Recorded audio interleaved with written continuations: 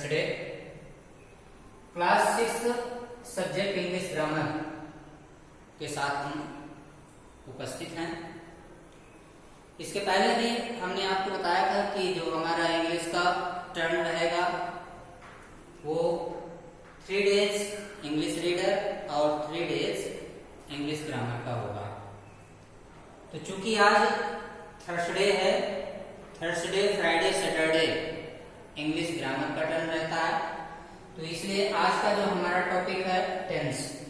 Tense में हमने आपको प्रेजेंट इंडेफिनिट के अंतर्गत अफर्मेटिव और नेगेटिव सेंटेंस के वाक्यों को किस प्रकार से ट्रांसलेट किया जाता है इसके बारे में हमने आपको बता दिया। आज जो हम आपको बताने जा रहे हैं वो है हमारा अगला सेंटेंस इंट्रोगेटिव सेंटेंस, जिसे आप हिंदी में प्रश्नवाचक वाक्य कहते हैं।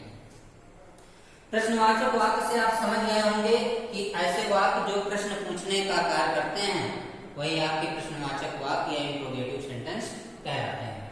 तो रूल नंबर फर्स्ट है कि यदि वाक्य क्या से प्रारंभ हो तो सबसे पहले डू डज का प्रयोग करते हैं। क्योंकि आपके इंट्रोगेटिव सेंटेंस 3 या 4 प्रकार के होते हैं, तो आपके कोर्स में हम 3 प्रकार के इंट्रोगेटिव सेंटेंस के बारे में बताने जाते हैं। तो पहला जो है कि यदि वाक्य क्या से प्रारंभ हो, यदि वाक्य के स्टार्टिंग में क्या आता है तो सबसे पहले हम उस टेंस की सहायक क्रिया रखते हैं। अब ये जो हमारा प्रेजेंट इंडेफिनिट टेंस चल रहा है इसकी सहायक क्रिया होती है डू या डज। तो सबसे पहले हम डू डज रखते हैं। तो फार्मूला हमारा कहता है कि do does plus subject plus verb की first form plus object plus other word और प्लस क्वेश्चन मार्क। यदि वाक्य क्या से प्रारंभ हो तो आप फार्मूला नंबर ये इस्तेमाल करेंगे। रूल नंबर सेकंड कह रहा है कि यदि वाक्य के बीच में कब, क्यों, कहां, कैसे, क्या आदि शब्द आए तो इनकी अंग्रेजी सबसे पहले लिखते हैं।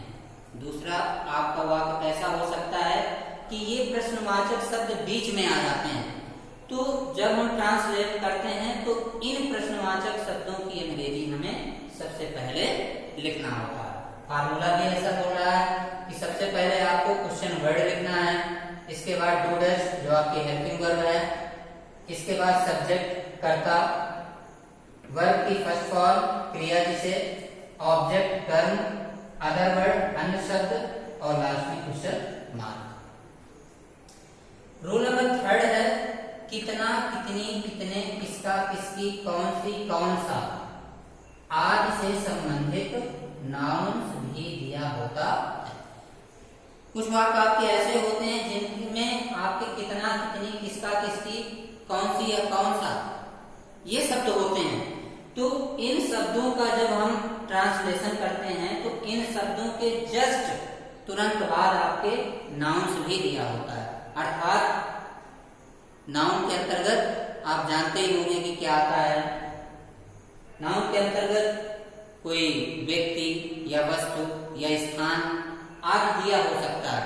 वो कहाँ दिया होगा? इन शब्दों के बाद, किसका, किसकी, कितना, कितने के जस्ट तुरंत बाद। तो ऐसे वाक्यों का हम किस प्रकार ट्रांसलेशन करते हैं तो ये फार्मूला दिया हुआ है।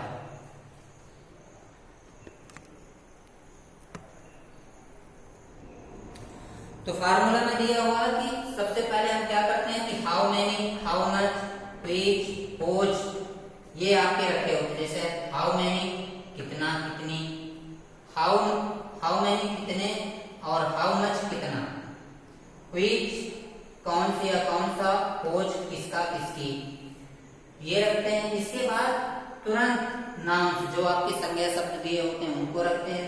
फिर इसके बाद डू डज जो आपकी हेल्पिंग वर्ब होती है वो रख दी जाती है। फिर इसके बाद सब्जेक्ट कर्ता, फिर वर्ब की फर्स्ट फॉर्म, फिर इसके बाद ऑब्जेक्ट, अदर वर्ड और क्वेश्चन। ये वाक्य आपके ऐसे होते हैं कि कभी कभी क्या होता है कि यदि कितना, कितनी, किसका, किसकी, कौन सी, कौन सा स्टार्टिंग में आ जाते हैं, वाक्य के स्टार्टिंग में होते हैं, तो फिर आपके कर्ता नहीं दिया होता है, तो फिर आपके कर्ता नहीं होगा, वो कर्ता का कार्य स्वयं करते हैं। और यदि ये शब्द आपके कितना, कितनी, किसका, किसकी वाक्य के बीच में आते हैं तो फिर वाक्य में आपके सब्जेक्ट होता है। इस चीज के लिए विशेष ध्यान देंगे। तो कुछ एग्जाम्पल्स हैं यहाँ पर देखेंगे, जैसे क्या तुम एक गीत गाते हो।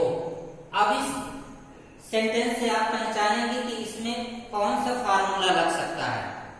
क्या तुम एक गीत गाते हो, तो इसमें आपका फार्मूला आप वाक्य समझ कर देख सकते हैं कि वाक्य क्या से स्टार्ट है, अर्थात जो फार्मूला और रूल नंबर फर्स्ट है वो इस पर लागू हो रहा है।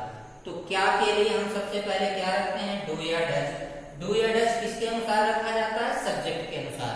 यदि सब्जेक्ट आपका सिंगुलर होगा तो डज रखेंगे, यदि सब्जेक्ट आपका प्लूरल होता है तो फिर डू रखा जाता है। तो यहाँ पर तुम आपका आया सब्जेक्ट, तुम आपका बहुवचन के अंतर्गत आता है, प्लूरल में आता है, इसलिए हम यहाँ पर क्या के लिए क्या रखेंगे, डू। विशेष ध्यान देने योग्य चीज है कि क्या के लिए बहुत से बच्चे व्हाट का प्रयोग करते हैं, तो यहाँ पर व्हाट का प्रयोग नहीं करना है, बल्कि ये टेंस के अनुसार है, इसलिए हेल्पिंग वर्ब का प्रयोग करना है। तो क्या तुम एक गीत गाते हो, तो do you sing a song. दूसरा दिया वह तुम्हें क्यों पीटता है, तो इसमें फार्मूला नंबर दूसरा आता है, अर्थात ये रूल नंबर सेकंड के अंतर्गत आता है, क्योंकि इसमें वाक्य के बीच में आपके क्यों आया, प्रश्नवाचक शब्द क्यों आ गया, तो इसलिए इसकी अंग्रेजी हम सबसे पहले बनाते हैं। तो ये क्योंकि इसके लिए हम सबसे पहले बनाएंगे तो व्हाई। अब वह आपका एक वचन के अंतर्गत है, सब्जेक्ट आपका एक वचन है, इसलिए यहाँ पर आपका प्रयोग किया गया डज। फिर इसके बाद कर्ता लिखना है तो कर्ता हो गया ही, फिर इसके बाद क्रिया लिखना है तो क्रिया हो गई बीट, और फिर लास्ट में आपका अन्य वर्ड में आता है तुम्हें तो यू।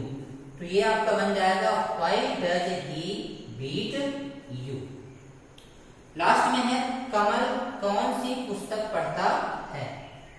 अब आप देख रहे हैं कि वाक्य में आपके कौन सी, ये रूल नंबर थर्ड में अभी हमने बताया, किसका, किसकी, कितना, कितनी, किसका, किसकी, कौन सी, ये शब्द आते हैं, तो इनको हम कैसे बनाते हैं। तो यहाँ पर आपका आ गया कौन सी, तो कौन सी के लिए which मीन्स होता है कौन सी।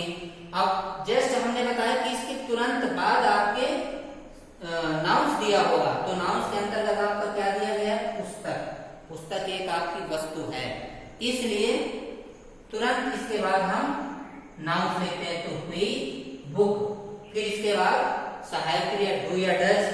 तो अब चूंकि कमल यहाँ पर देखिए सब्जेक्ट दिया गया है, हमने बताया है कि यदि ये शब्द बीच में आएंगे तो कर्ता दिया होगा स्टार्टिंग में, और यदि ये शब्द स्टार्टिंग में आते हैं तो फिर कर्ता नहीं होता है। तो अब यहाँ पर हम फिर इसके बाद लिखेंगे which book does Kamal read, अर्थात कमल कौन सी पुस्तक पढ़ता है। तो इस प्रकार से ये इंट्रोगेटिव सेंटेंस का फॉर्मेशन है कि किस प्रकार से इंट्रोगेटिव सेंटेंस के वाक्यों को हम ट्रांसलेट करते हैं। तो उम्मीद है कि सभी विद्यार्थी पुनः इसको पढ़ेंगे, समझेंगे, इसके बाद जब ट्रांसलेशन आपको दिया जाता है तब आपको करना है। तो आज के इस वीडियो में बस इतना ही। नेक्स्ट टाइम हम नेक्स्ट सेंटेंस के साथ पुनः उपस्थित होंगे, तब तक के लिए धन्यवाद।